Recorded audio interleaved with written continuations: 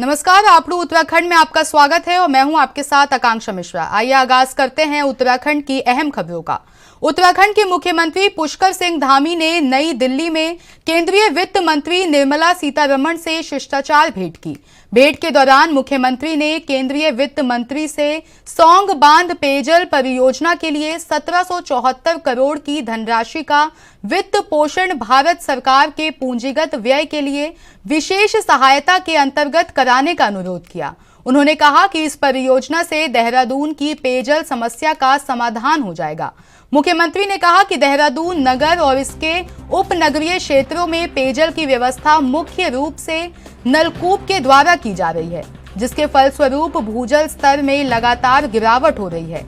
देहरादून की बढ़ती हुई आबादी के कारण पेयजल की मांग निरंतर तेजी से बढ़ती जा रही है, जिसके कारण वर्तमान पेयजल आपूर्ति व्यवस्था भविष्य की पेयजल मांग को पूर्ण करने में सक्षम नहीं होगी।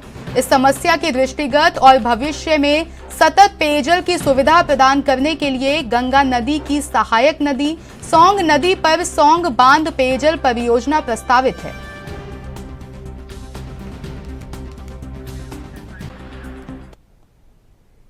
बीजेपी प्रदेश अध्यक्ष महेंद्र भट्ट ने पीएम मोदी से मुलाकात कर विधायकों का वर्चुअल मार्गदर्शन का अनुरोध किया है। इसके साथ ही उन्होंने पीएम को 4 धाम तीर्थ यात्रा के दौरान उत्तराखंड आने का निमंत्रण भी दिया।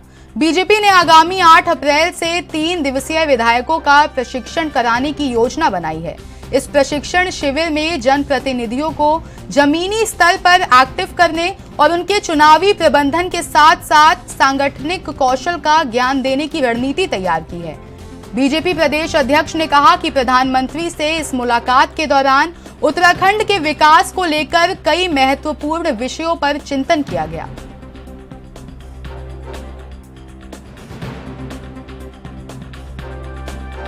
हो रहा था, क्या कुछ रहा? देखिए, दिल्ली द्वारा मुख्य रूप से हमारा विधायकों प्रश्न प्रस्तावित था और मैं अपने केंद्रीय नेतृत्व को उसमें निमंत्रण देने गया था।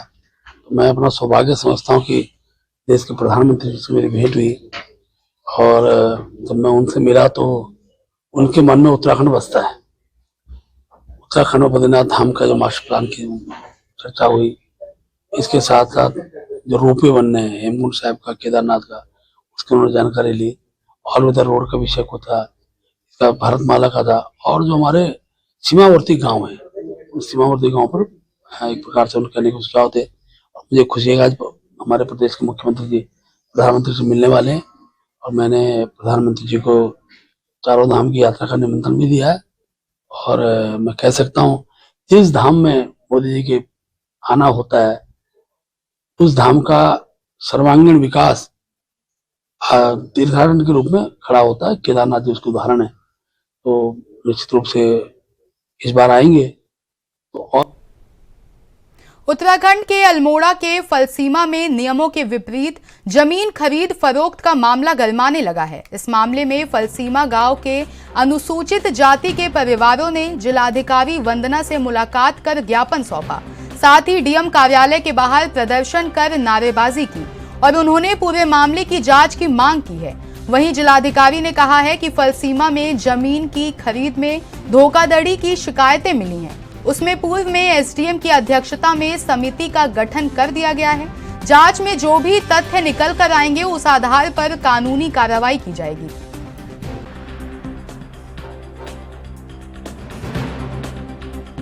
जमीन की खरीद को लेकर धोखाधड़ी की कुछ शिकायतें और कुछ विभिन्न प्रकार के जो कानून हैं उनके उल्लंघन की शिकायतें सामने आ रही हैं। इसमें एक समिति जांच के लिए पूर्व से ही एसडीएम की अध्यक्षता में गठित करी गई है। तो इसकी जांच पूर्ण होने पर जिस भी प्रकार के उल्लंघन इसमें सामने। आज कैबिनेट मंत्री और सोमेश्वर विधायक रेखा आर्या ने सोमेश्वर विधानसभा में त्रिवेणी घाट के निर्माण और सौंदर्यीकरण और लकड़ी टॉल के स्थानांतरण कार्य का विधिवत भूमि पूजन कर शिलान्यास किया। इन दोनों ही कार्यों की कुल लागत 79.51 लाख और 15.84 लाख है। कैबिनेट मंत्री ने बताया कि ये कार्य कुल 3 भागों में बनकर पूरा होगा, जिसमें स्नान के लिए घाट निर्माण, व्यू पॉइंट, कटाव रोकने के लिए सुरक्षा दीवार, कपड़े बदलने के लिए कमरा, बैठने के लिए कुर्सियां, महिला और पुरुषों के लिए शौचालय, 90 मीटर पाथवे, अंतिम क्रिया के लिए पूजा स्थल, शवदाह गृह सहित कई अन्य कार्य किए जाएंगे।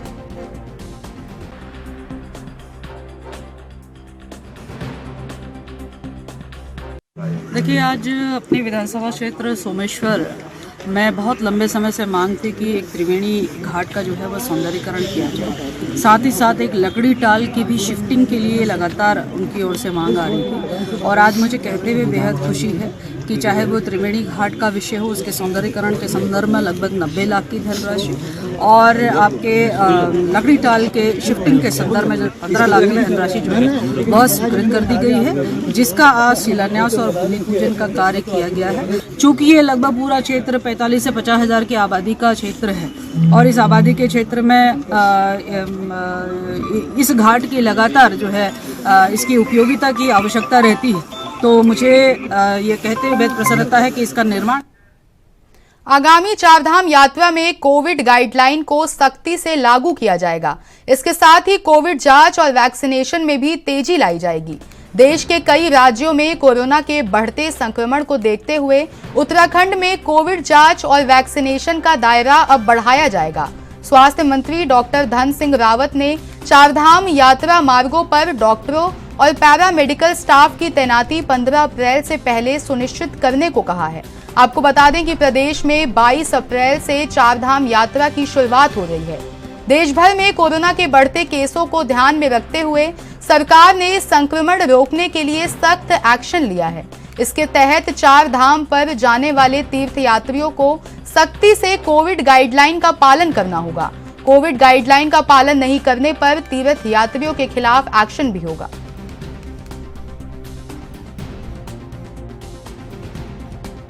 देखिए, कल ही हमने स्वास्थ्य विभाग की एक बैठक की है और उसमें गाइडलाइन हमने दे दी है कि अब राज्य में जो है एसओपी जारी हो गई है। भारत सरकार जैसे जैसे नए एसओपी की भेजेगी वैसे हम नए एसओपी जारी करेंगे, लेकिन अभी दो चीजों पे बिल्कुल पहल की जा रही है। पहला तो यह है कि हम टेस्टिंग अब बढ़ा रहे हैं। दूसरा, जो वैक्सीनेशन जिनका छूट गया है उनको वैक्सीनेशन की भी 1 लाख डोज हमने भारत सरकार से डिमांड की है कल ही, और जैसे आएंगे वैक्सीन। उत्तराखंड कांग्रेस में वरिष्ठ नेताओं के बीच घमासान कम होने का नाम नहीं ले रहा है।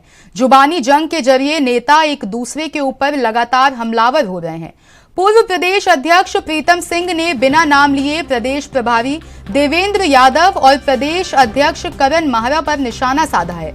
उन्होंने कहा कि पार्टी में जब दायित्व मिलता है तो उस दायित्व का निर्वहन करना जरूरी होता है।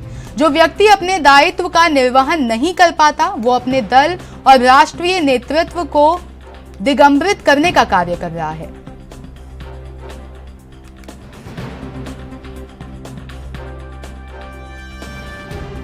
भागना निभाने की बात नहीं। जब दायित्व मिलता है तो उस दायित्व का निर्वहन करना पड़ता है, और जो निर्वहन नहीं करता है तो फिर मैं समझता हूं वो कदापि दल के साथ, राष्ट्रीय नेतृत्व के साथ सही दिशा में कार्य नहीं कर रहा है, या दल या राष्ट्रीय नेतृत्व को जो है। बीजेपी के प्रदेश अध्यक्ष महेंद्र भट्ट ने बताया कि उत्तराखंड में निवेश के लिए देश दुनिया के उद्योगपतियों को प्रोत्साहित करने के लिए सरकार इसी साल अक्टूबर-नवंबर में निवेशक सम्मेलन कराने की तैयारी कर रही है। सम्मेलन के लिए सचिव मुख्यमंत्री और मीनाक्षी सुंदरम को नोडल अधिकारी बनाया गया है। महेंद्र भट्ट ने बताया कि रोजगार और राजस्व बढ़ाने के लिए सरकार का फोकस सेवा क्षेत्र के उद्योगों को बढ़ावा देने पर है। इसमें पर्यटन, 80 स्वास्थ्य, शिक्षा, कृषि, बागवानी, एरोमा इलेक्ट्रॉनिक और इलेक्ट्रिक में निवेश को प्रोत्साहित किया जा रहा है। आगामी निवेशक सम्मेलन में सरकार उन्हीं निवेशकों के साथ एमओयू करेगी जो राज्य में निवेश के लिए इच्छुक और समर्पित होंगे। निवेशक सम्मेलन से पहले देश के कई राज्यों के अलावा विदेशों में रोड शो के माध्यम से निवेशकों को उत्तराखंड में निवेश के लिए प्रोत्साहित किया जाएगा। सरकार की अक्टूबर या नवंबर महीने में उत्तर प्रदेश की तर्ज पर बड़ा निवेशक सम्मेलन कराने की तैयारी है।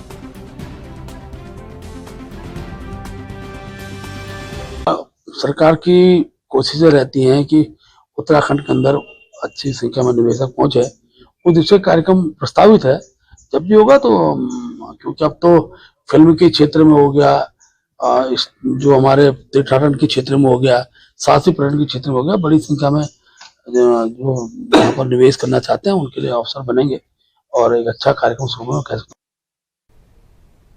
उत्तराखंड के जनपद उधम सिंह नगर के जसपुर में पूर्व विधायक डॉक्टर शैलेंद्र मोहन सिंगल ने बताया कि उनके द्वारा मुख्यमंत्री पुष्कर सिंह धामी को कई मार्गों के पुनर्निर्माण के प्रस्ताव दिए गए थे, जिनके लिए मुख्यमंत्री ने अपनी स्वीकृति प्रदान कर दी थी, जिनकी अब वित्तीय स्वीकृति भी हो चुकी है। पूर्व विधायक डॉक्टर सिंगल ने बताया कि जसपुर भूतपुरी मार्ग उत्तराखंड बॉर्डर तक का पुनर्निर्माण, धर्मपुर चौराहे से रायपुर मार्ग का निर्माण, जसपुर नगर में मुख्य मार्ग के दोनों किनारों पर टाइल्स मार्ग का पुनर्निर्माण और पतरामपुर से मनोरथपुर सड़क निर्माण, उक्त मार्गों के निर्माण के लिए माननीय मुख्यमंत्री पुष्कर सिंह धामी ने वित्तीय स्वीकृति दे दी है। शीघ्र ही इनका पुनर्निर्माण कार्य लोक निर्माण विभाग द्वारा प्रारंभ किया जाएगा।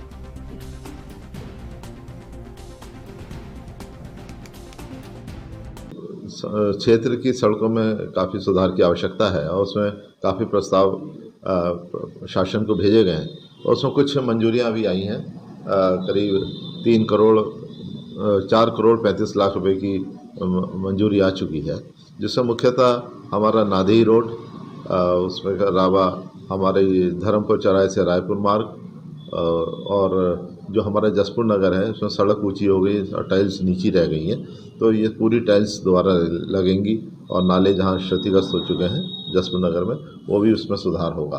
और एक रोड और जो पतरामपुर से मनोरथपुर गांव तक वो भी काफ़ी जीर्ण शीर्ण हो गई थी।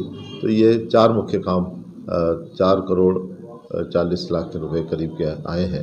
तो हम सब ने बहुत बहुत धन्यवाद मुख्यमंत्री को दिया है और ये आशा की है कि और भी अखिल भारतीय जाट आरक्षण संघर्ष समिति ने विभिन्न मांगों को लेकर प्रेस वार्ता की। प्रेस वार्ता को समिति के राष्ट्रीय संयोजक अशोक बल्हारा ने संबोधित किया।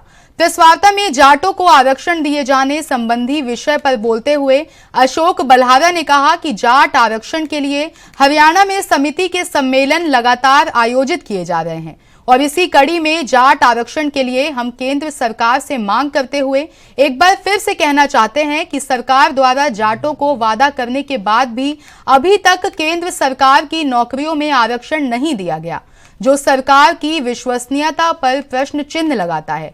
आगे बोलते हुए उन्होंने कहा कि अब समय आ गया है कि सभी प्रदेशों के जाट एकजुट होकर आरक्षण की लड़ाई लड़ें और इस आंदोलन को और तेज करने के लिए समिति ने उत्तराखंड में भी कुछ पदाधिकारियों को मनोनीत किया है, जो जाट आरक्षण संबंधी मांगों को उत्तराखंड में उठाएंगे।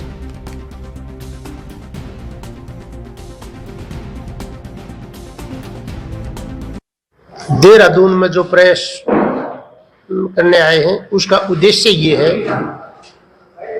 कि जाट समाज को अखिल भारतीय जाट आरक्षण संघर्ष समिति ये डिमांड करती है कि सभी प्रदेशों में जाट समाज को केंद्र में ओबीसी में आरक्षण दिया जाए, जो शिक्षण संस्थान में भी हो और नौकरियों में। उत्तराखंड सरकार ने 2010 में जाट समाज को आरक्षण दे रखा है, परंतु उत्तराखंड के जाट समाज का केंद्र में आरक्षण नहीं है। तो हम ये आज आपके माध्यम से उत्तराखंड के लिए यहां से डिमांड करते हैं कि उत्तराखंड का आरक्षण जाट समाज का केंद्र में ओबीसी में दिया जाए।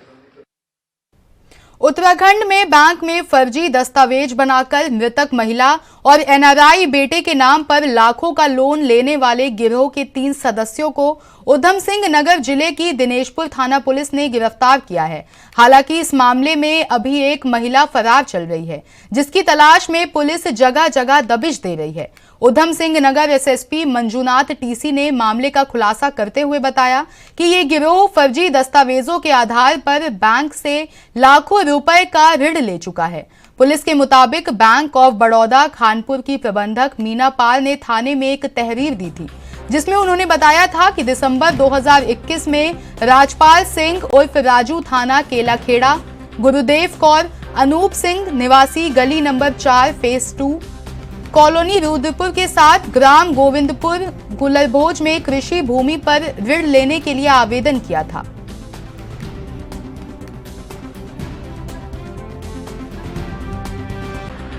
दिनेशपुर में बैंकों को ही ठगने वाला एक बहुत शातिर गिरोह का हमने पर्दाफाश किया है।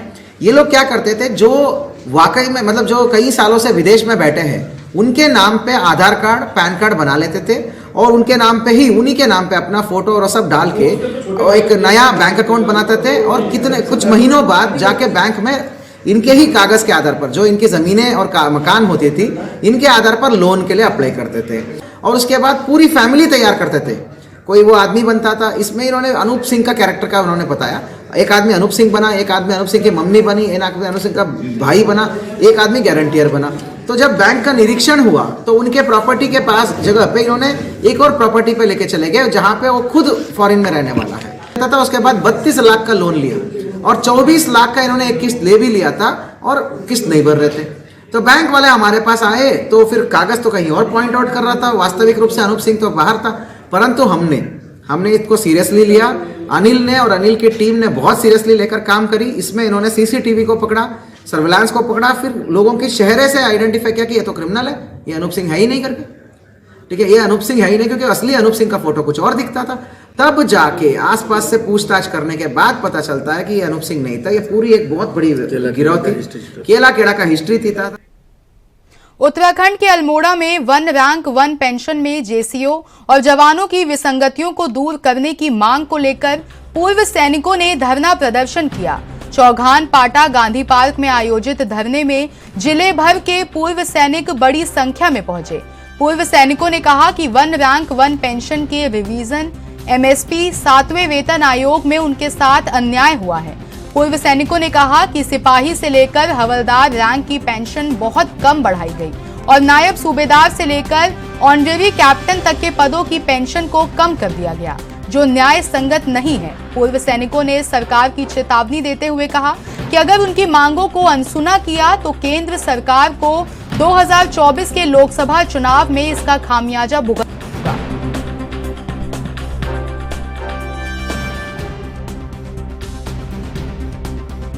जब तक सरकार हमारी ओआरओपी की जो विसंगतियां हैं, तमाम किस्म की एक लंबी चौड़ी लिस्ट है, उन विसंगतियों को जब तक सरकार दूर नहीं करेगी तब तक ये पूर्व सैनिक, ये रणबांकुरे इस मैदान में डटे रहेंगे और जंतर मंतर में उत्तराखंड का 3 तारीख के बाद 16 तारीख तक का हमारा धरना प्रदर्शन स्टेट वाइज जो है बांट दिया गया है। तो हमारी ड्यूटी है, भारत सरकार को झुकना होगा और पूर्व सैनिकों को जो मांगे हैं उसको पूरा करना होगा।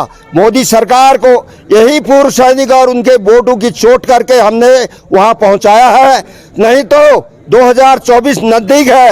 अगर हमारी मांगे नहीं मानी गई तो 2024 में इस उत्तराखंड के रामनगर में पूर्व सैनिक उत्थान और कल्याण समिति के सभी पदाधिकारी, कर्मचारी और सभी सदस्यों द्वारा मिलकर 1 रैंक 1 पेंशन की मांग को रखते हुए शहर भर में रैली निकालकर मांग रखते हुए प्रदर्शन किया गया। रैली में पूर्व सैनिकों और वीर नारियों ने बढ़ चढ़कर हिस्सा लिया। रैली शहीद पार्क लखनपुर में शहीदों को याद करते हुए और संगठित पूर्व सैनिकों को 1 रैंक 1 पेंशन के बारे में बताने के बाद रैली निकाली गई।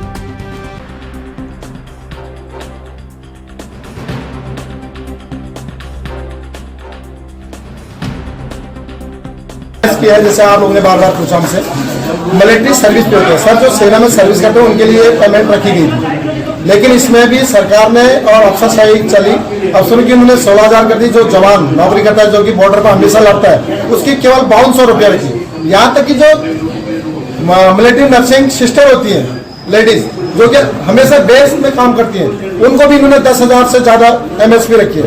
ये जवान को कितना मतलब इन्होंने बहुत छोटा निम्न दर्जे का जवान को समझा है, जबकि फ्रंट लाइन में देश की सेवा में जवान सबसे आगे रहता है। कई ऐसी विसंगति है, जैसे एल्टीट्यूड अलाउंस होता है, हर जगह अफसर का राशन इन्होंने उसका पेमेंट ज्यादा कर रखा है, जबकि जवानों के लिए बहुत कम कर रखा है। जवानों को रैंक नहीं लगाने दिया जाता है, जबकि अफसर को एक 10 स्केल पर अपना उसका रैंक लगा देते हैं, जबकि जवान को रैंक दिया जबकि उसको रैंक लगाने नहीं दिया जाता। सबसे पहले हम एक देश के सैनिक हैं, पहले तो प्रशासन के माध्यम से, मीडिया के माध्यम से सरकार तक अपनी बातें पहुंचाने की कोशिश करेंगे। अगर सरकार नहीं आते फिर हम प्रॉपर जंतर मंतर पर धरना देंगे, नहीं तो अपने परिवारों के साथ सड़कों पर। उत्तराखंड के अल्मोड़ा में वन रैंक वन पेंशन की विसंगतियों को लेकर पूर्व सैनिकों ने विभिन्न विकास खंडों में आक्रोश रैली निकाली। साथ ही जिलाधिकारी के माध्यम से प्रधानमंत्री और रक्षा मंत्री को अपनी मांगों का ज्ञापन भी भेजा।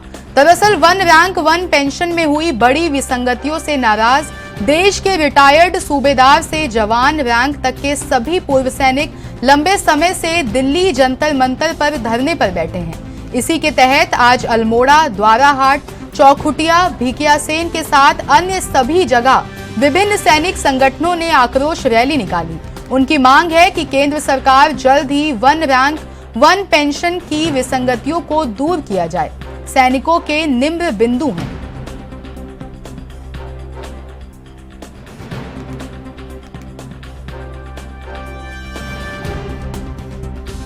आज हमने एसडीएम ऑफिस में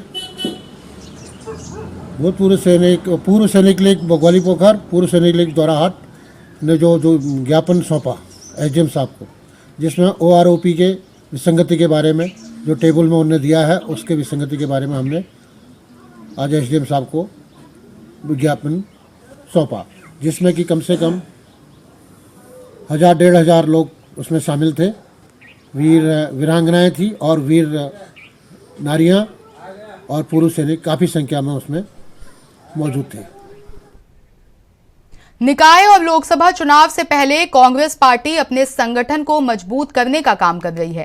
कांग्रेस के प्रदेश नेतृत्व द्वारा अभी हाल ही में पूर्व पालिका अध्यक्ष रहे वरिष्ठ कांग्रेसी नेता सतपाल ब्रह्मचारी को हरिद्वार शहर के महानगर अध्यक्ष पद की जिम्मेदारी सौंपी है।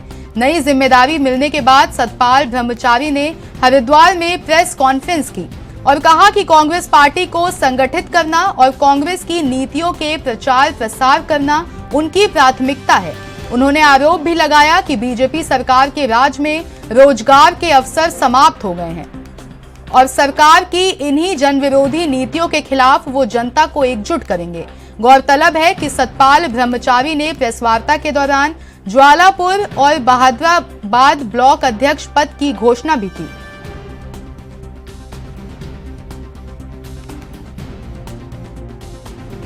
कांग्रेस को स्थापित करना, संगठित करना और कांग्रेस की जो भावनाएं हैं उनको सभी संगठनों को, सभी समाज के वर्गों को अवगत कराना। कांग्रेस ने क्या क्या देश को दिया, क्या क्या प्रदेश को दिया और क्या क्या रोजगार जो भारत सरकार ने बंद कर दिए हैं।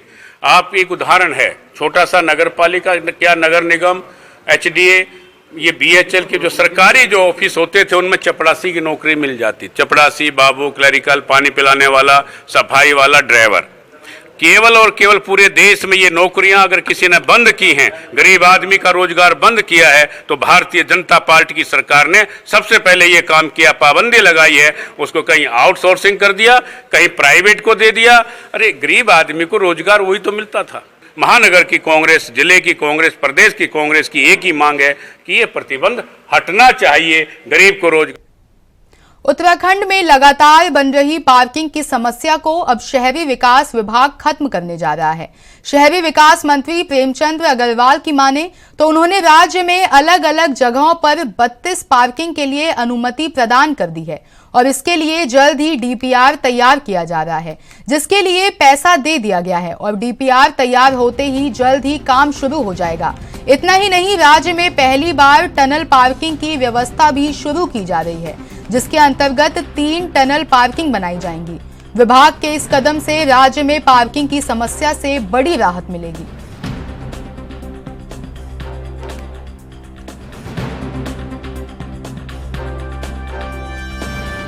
देखिए, जैसे मैंने बताया कि हमारा जो एक वर्ष ये गया है, इसमें हमने विभिन्न जिलों में 32 पार्किंग हमने स्वीकृत की है, जिसके सापेक्ष 122 करोड़ रुपया का हमने इसमें प्रावधान किया है और 77 लाख रुपया इसके लिए अब तक हमने रिलीज भी कर दिया है। और इसमें 18 तो मल्टी लेवल पार्किंग है और 14 जो है सरफेस पार्किंग है। इस बार हम जो अपनी पॉलिसी लाए हैं पार्किंग के लिए, उसमें बढ़िया बात क्या है कि प्राइवेट जो हमारे लोग हैं यदि वो भी अपनी जमीन उपलब्ध कराएं तो उनके लिए भी एक प्रोत्साहन के लिए वो पार्किंग डेवलप कर सकते हैं। और आपस में उसमें जो हमारा अनुपात होगा उसमें बैठ के उसके फाइनल उसमें हम लोग करेंगे। साथ में जो एक बड़ी चीज है 11 जो और पार्किंग है इस 32 के अलावा, उसके लिए डीपीआर तैयार हो रही है। उसके डीपीआर तैयार होने के बाद उस पर भी हम कार्रवाई करेंगे। एक बड़ी बात यह है कि 3 जो है इस बार हम लोग टनल पार्किंग पे विचार कर रहे हैं, जिसमें एक तो हमारी कैंपटी में हो रही है जिसके लिए हमने 42 लाख रुपए डीपीआर के लिए स्वीकृत किया है। गंगोत्री गंगारानी के लिए 77 लाख रुपया वही टनल पार्किंग। लक्ष्मण झूला के लिए जो हमारी है यहाँ पे 30 लाख रुपया टनल। आपड़ू उत्तराखंड में मेरे साथ इतना ही। देश की तमाम बड़ी खबरों के लिए बने रहिए हमारे साथ और देखते रहिए ANB न्यूज।